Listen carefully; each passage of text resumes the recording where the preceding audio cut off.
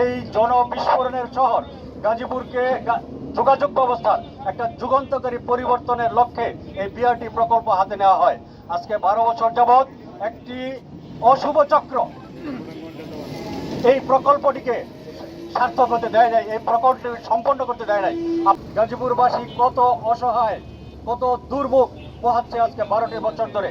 আজকে এখানে প্রশাসনের ভাইয়েরা আছেন, সাংবাদিক ভাইয়েরা আছেন, আপনারা সবাই কিন্তু এই সমস্যায় জর্জরিত। সুতরাং এই দাবি শুধু আমাদের কোনো একক সংগঠন বা শুধু জনসাধারণ না, এখানে যারা কর্মরত অফিসার, কর্মকর্তা আছেন, সমস্ত ডিপার্টমেন্টের সবাই এটার সাথে জড়িত, সবাই সাফার করছেন। এক যুগ পেরিয়েছে, 223% ব্যয় বৃদ্ধির কথা বলা হলেও গাজীপুরের মানুষের সুবিধা ভোগ করতে পারছে না। এই জগদ্দল পাথরকে সরাতে হবে। গাজীপুরের সাথে এবং আমাদের টঙ্গী শিল্পাঞ্চল সহ এই অঞ্চলের সাথে ঢাকার যোগাযোগ ব্যবস্থা স্থাপনের জন্য আমাদের এই বাস র্যাপিড ট্রানজিট চালু করার কোনো বিকল্প নেই। আগামী 6 মাসের মধ্যে প্রস্তাবিত 187টি বাস ক্রয় করে বর্তমান যে অবকাঠামো আছে তা ব্যবহার উপযোগী করে জনসাধারণের জন্য উন্মুক্ত করে দিবেন।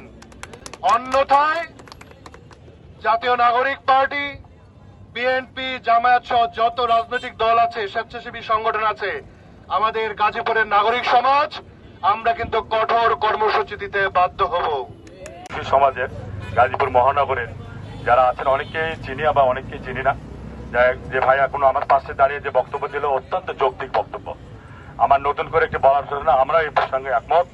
যেহেতু আমরা রাস্তা নিয়ে কাজ করি, আমরা প্রতিনিয়ত এটা সাফার করতেছি। বিএসটি লেনে অটো রিক্সা বিভিন্ন ধরনের উঠে বা গাড়ি, এখানে যদি একটা কোনো গাড়ি নষ্ট হয়ে যায় আমরা কি সাফার করি, সেখানে আমরা কোনো রেকর্ড ঢোকাতে পারি না, কোনো কাজ করতে পারি না, যার ফলে জনগণ দুর্ভোগ সৃষ্টি হয়। তখন আমাদের প্রতি একটা ব্লেম আসে। আজ থেকে এই পরিবর্তিত সরকার এই 5ই আগস্টের আসসালামু আলাইকুম।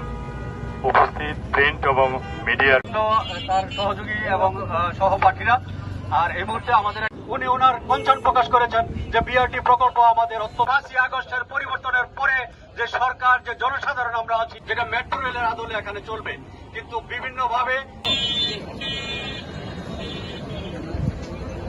সবাইকে আমাদের এই আজকের অত্যন্ত যৌক্তিক আন্দোলনের সাথে সেই বাস আমাদের এখানে আসার কথা ছিল, যেটা মেট্রো রেলের আদলে এখানে চলবে। অন্তর্জনকভাবে লুটপাটের জন্য বিভিন্ন প্রকল্প নেওয়া হয়, প্ল্যানকে পুরোপুরি কার্যকর করে যদি কোনো পরিকল্পনার